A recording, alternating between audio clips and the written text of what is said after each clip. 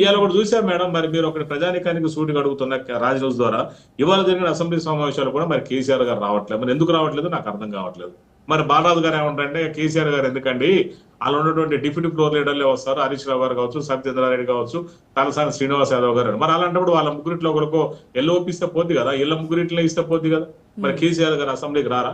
వాళ్ళు జీతభత్యాలు తీసుకోవడం కోసం, అటెండెన్స్ చేర్చుకోవడం కోసం ఒకసారి వచ్చేసి సంతకం పెట్టి వెళ్ళిపోతారా? ఆయన ఏందో సభ్యత్వం, ఎమ్మెల్యే సభ్యత్వాన్ని కాపాడుకోవడానికి, ఎమ్మెల్యే గిరిని కాపాడుకోవడానికి వస్తారా?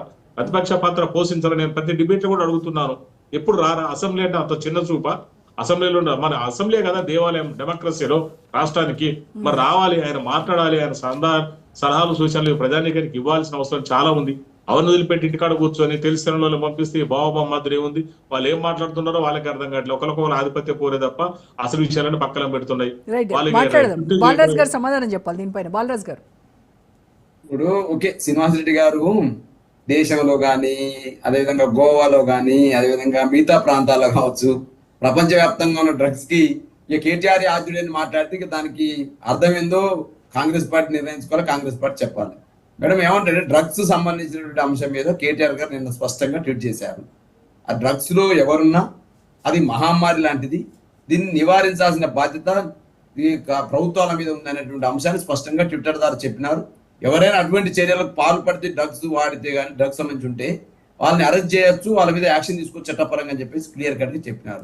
అది బీఆర్ఎస్ వాళ్ళు కావచ్చు, అది కాంగ్రెస్ వాళ్ళు కావచ్చు, ఎవరైనా కావచ్చు. ఇంత స్పష్టంగా మా పార్టీ ఉరిపెట్టి కేటీఆర్ గారు చెప్పిన తర్వాతకి ఒక హోదాలో, ఒక అత్యున్నతమైన హోదాలో ఉన్నటువంటి ఒక పిసిసి ప్రెసిడెంట్ ఉన్నటువంటి మహేష్ కుమార్ గౌడ్, తను శాసన మండలిగా ఉన్నాడు, ఆయన ఎమ్మెల్సీగా పనిచేస్తా ఉన్నారు. వారు కూడా కేటీఆర్ గారి మీద ఆరోపణలు చేస్తే దాన్ని ఏమనాలి? దాన్ని ఎందుకు డైవర్షన్ పాలిటిక్స్ కాదా? అసలు ఇవాళ నేను అడుగుతా ఉన్నాను మేడం స్పష్టంగా రాజకీయ ద్వారా. 2025లో సింథటిక్ డ్రగ్ రాకెట్ ఎక్కడ జరిగింది? చెర్లపల్లిలో దొరికింది మేడం. వీళ్ళ ప్రభుత్వం వచ్చిన తర్వాతకి చెర్లపల్లిలో మెఫడోన్ అనే డ్రగ్ 35,000 లీటర్ల కెమికల్స్ ఎక్కడ జరిగింది? 12,000 కోట్ల విలువ చేసే డ్రగ్స్ సామర్థ్యం ఉన్నటువంటి ఈ నెట్వర్క్ ముంబై క్రైమ్ బ్రాంచ్ పోలీసులు ఛేదించారు. మరి ఈగల్ కూడా 2025లో ఏర్పడ్డది. ఈగల్ ఎందుకు? డ్రగ్స్ నివారణ కోసమే ఏర్పడ్డది. మరి ఈగల్ ఎందుకు పట్టుకోలేకపోయింది? ఈగల్ పనిచేస్తుందా లేదా? స్పష్టంగా దీంతో అర్థమైంది. చెర్లపల్లిలో దొరికిన డ్రగ్ ద్వారా 2025లో 12,000 కోట్ల విలువ చేసే డ్రగ్ మీ ప్రభుత్వం ఉన్న అధికారులు ఉన్నప్పుడు దొరికింది 2025లోని. మరి ఈగల ఏర్పడిన తర్వాత దొరికింది. మీ పోలీసులు పట్టుకోలే, ముంబై పోలీసులు, క్రైమ్ బ్రాంచ్ పోలీసులు పట్టుకున్నారు. ఇక దానికి కూడా మరి కేటీఆర్ గారు ఆద్యుడా ఏం మాట్లాడుతున్నారండి? అర్థం పర్థం లేని మాట్లాడుతూ కేటీఆర్ గారి యొక్క వ్యక్తి యొక్క క్యారెక్టర్ ని హననం చేసే ప్రయత్నం ఏదో చేస్తా ఉన్నారో దాన్ని పరిపూర్ణంగా సంపూర్ణంగా రాజనీతి ద్వారా మేము ఖండిస్తా ఉన్నాం. ఆ విషయం పక్కన పెడదాం. అసెంబ్లీకి రావట్లేదు ప్రతిపక్ష నాయకులు, అసెంబ్లీకి రావట్లేదు, ఎల్ఓపి లీడర్ అసెంబ్లీకి రాకపోతే ఎలాగా? ప్రజా సమస్యల పైన గళమెత్తరా? పోరాడతామని చెప్తూ ఉంటారు. మరి టైం వచ్చినప్పుడు మాత్రం ఈ రకంగా జీతభత్యాలు తీసుకోవడానికి అప్పుడప్పుడు వచ్చి సంతకాలు పెట్టిపోతే ఎలా? మేడం రోజా గారు, కేసీఆర్ గారు ఇవాళ అనేక అంశాల పట్ల, ఇవాళ కృష్ణా జలాలలో అన్యాయం జరుగుతూ ఉంటే మాట్లాడింది, దాని మీద పోరుబాట జరిపింది బీఆర్ఎస్ పార్టీ నాయకత్వం, కేసీఆర్ గారు మార్గదర్శకంలో. నల్గొండ జిల్లాలో మీరు ఏదైతే నాగార్జున సాగర్ డ్యామ్ ని ఇలా అప్పనంగా ఇలా సెంట్రల్ ఫోర్స్ పలకాలకు అప్పజెప్ప చేస్తే దాని మీద ఆందోళన చేసింది బీఆర్ఎస్ పార్టీ, దానికి నాయకత్వం ఇచ్చింది కేసీఆర్ గారు, సభ పెట్టింది కేసీఆర్ గారు. అదేవిధంగా మీరు ఏదైతే గోదావరి జలాలను నల్లమల్ల సాగర్ పేరుతోటి ఆంధ్రాకు చంద్రబాబు నాయుడు గారికి అప్పజెప్పే ప్రయత్నం చేస్తా ఉంటే దాని మీద కేసీఆర్ గారు ఒక్క ప్రెస్ మీట్ పెడితే రాష్ట్ర కాంగ్రెస్ పార్టీ నాయకత్వం, ముఖ్యమంత్రి మొత్తం ఉలికిపడ్డ వాస్తవాన్ని కూడా గుర్తు చేస్తా ఉన్నా. ఇవాళ ఏ పిఆర్ఎస్ పార్టీ సంబంధించి కేసీఆర్ గారి గురించి మాట్లాడుతూ ఉన్నారు. కేసీఆర్ గారు క్వశ్చన్లకి తెలంగాణ భవన్ వేదికను అడిగితేనే సమాధానం చెప్పలేకపోతా ఉన్నారు. మీరు శాసనసభలు అడిగితే ఏం సమాధానం చెప్తారు? మీరు ఏం చేసిరని సమాధానం చెప్తారు? ఏం చేసిరు? మీరు 20 నెలల్లో ఉన్న వేడిగడ్డను ఎండబెట్టినారు, కాళేశ్వరాన్ని కూలింది అబద్ధాన్ని ప్రచారం చేసినారు, అనేక రకాల కమిషన్లు వేసి సుమారు 4 కోట్ల రూపాయలు ఖర్చు పెట్టినారు. కానీ ఇంతవరకు కాళేశ్వరం మీద ఏం తేల్చలేరు. దాన్ని ఏం తేల్చలేక ఏం చేసిరు? మేము సిబిఐకి అప్పచెప్తున్నామని చెప్పేసి ఇలా దొంగచాటుకు తప్పించుకునే పరిస్థితి చేసినారు. కేటీఆర్ గారి మీద అనేక రకాల ఆరోపణలు చేసినారు. ఫార్మాలిటీలు అది జరిగింది, రేపే అరెస్టు, బాంబులు వెళ్తాయని చెప్పేసి మీ పాలేరు ఎమ్మెల్యేగా ఉన్నటువంటి మంత్రి గారు పొంగులేటి శ్రీనివాసరెడ్డి గారు, మరి బాంబుల మంత్రిగా పనిచేసినటువంటి పొంగులేటి శ్రీనివాసరెడ్డి గారు ఆ బాంబులు పేలబోతున్నాయి, దీపావళి బాంబులు పేలుతున్నాయి అన్నారు. ఏ బాంబులు పేలలేదు. కేటీఆర్ గారు ఇలా ఏమైందో తీరమంతా చూసినారు. అనేక రకాల ఆరోపణలు చేసినారు ప్రతిపక్షంలో ఉన్నప్పుడు. ఒక్క ఆరోపణ కాదంటే 100 ఆరోపణలు చేసినారు. ఒక్క ఆరోపణ అన్న దీనిలో నిరూపించిర్రా? మా నాయకుల పట్ల ఏదైనా చేసిరా? బురదల్లే ప్రయత్నం తప్ప ఇవాళ కూడా బురదలుతా ఉన్నారు. అప్పులని మాట్లాడుతూ ఉన్నారు. ఆ రోజు మీరు తొమ్మల నాగేశ్వరరావు గారు మంత్రి గారు ఆ రోజు శాసనసభలో పనిచేయలేరా? జూపల్లి కృష్ణారావు గారు ఆ రోజు మంత్రిగా పనిచేయలేరా? పొంగులేటి శ్రీనివాసరావు గారు ఎంపీగా లేరా? ఆ రోజు మరి వారు పనిచేయలేరా? వీళ్ళందరికీ రాష్ట్ర బడ్జెట్ ఎట్లా ఉంది, రాష్ట్రం యొక్క ఆర్థిక పరిస్థితి తెలవకుండానే మీరు 420 హామీలు ఇచ్చి ప్రజలను దోకా చేసిరని చెప్తా ఉన్నారా?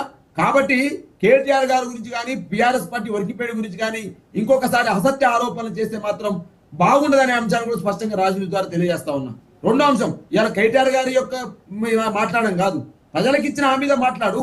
ఫీజు రియంబర్స్మెంట్ లేక కాలేజీలు అన్నమో రామచంద్ర అని చెప్పేసి ఇలా అడక తినే పరిస్థితికి వచ్చినారు. ప్రజలు అర్థం చేసుకుంటున్నారు. రాష్ట్ర ఖజానా పరిస్థితి, రాష్ట్ర ఆర్థిక పరిస్థితి ప్రజలు అర్థం చేసుకున్నారు. ప్రజలు ఇచ్చేటువంటి తీర్పే ఫైనల్ కదా. ప్రజలు అర్థం చేసుకుంటున్నప్పుడు ప్రతిపక్షాలకు ఏంటి నొప్పి అని అడుగుతున్నారు. రోజా గారు గతంలో కూడా చంద్రబాబు నాయుడు గారు ఆంధ్రాలో అధికారం ఉన్నప్పుడు అన్ని గెలిచారు, తదనంతరం ఓడిపోయారు. వైఎస్ఆర్సీపీ కూడా అన్ని స్థానిక సంస్థలు మున్సిపాలిటీలు గెలిచినారు, తదనంతరం 11 స్థానాలకు పరిమితమైనారు. ఈ రాష్ట్రంలో తెలంగాణలో కూడా ఆ పరిస్థితి మనం అనేక సందర్భాల్లో చూసినాం. కాబట్టి ఏదో మున్సిపల్ ఎలక్షన్ లో సర్పంచ్ ఎలక్షన్స్ లో గెలవగానే ఏదో ఇల్లలకంగానే పండుగ అయిపోయినట్టు కాంగ్రెస్ పార్టీ సమరపడిపోతా ఉంది. ముందు ఉంది ముసళ్ళ పండుగ. కాబట్టి డెఫినెట్ గా ప్రజల నుంచి పూర్తి వ్యతిరేకతను మూటగట్టుకున్నది కాంగ్రెస్ పార్టీ ప్రభుత్వం, రేవంత్ రెడ్డి సర్కారు. ఒక్క హామీనంటే ఒక్క హామీని అమలు చేయకుండా ఇవాళ ప్రజల ముందు ముఖం చాటేసి ఇవాళ ఓన్లీ తమ ఏ ధైర్యంతో గ్రామానికి వెళ్లి వాళ్ళ పరిపాలన గురించి, వాళ్ళు ఇచ్చినటువంటి హామీల గురించి, ఇంకేమేం చేయాలనే దాని గురించి కూడా గ్రామానికి ఇంటింటికి వెళ్ళబోతున్నారు వాళ్ళు.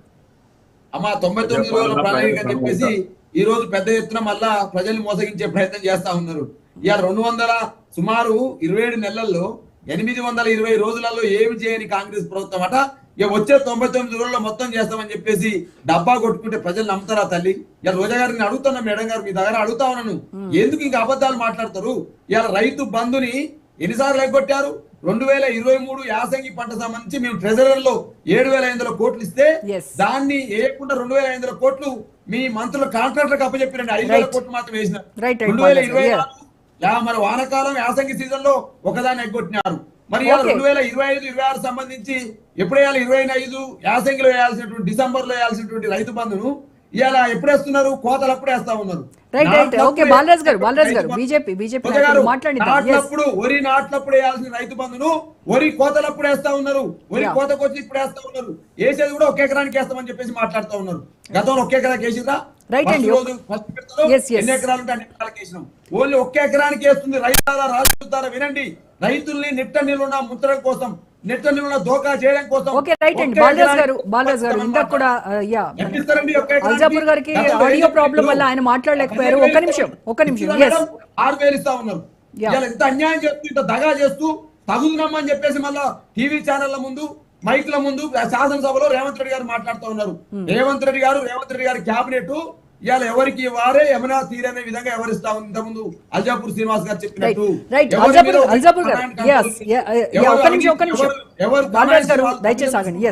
ఎవరి కాంట్రాక్ట్ వాళ్ళు చూసుకుంటారు. ప్రజల బాగోగుని ఇలా గాలి కొదిలేసిర్రు. ఇలా ఒక గుడ్డి తెలంగాణగా మారబోతుంది కాంగ్రెస్. రైట్, అల్జాపూర్ శ్రీనివాస్ గారు, మీరు మాట్లాడాల్సిన అంశం ఇవాళ అసెంబ్లీలో అది వందే మాతరం గీతాలాపన టైంలో ఎంఐఎం ఎమ్మెల్యేలు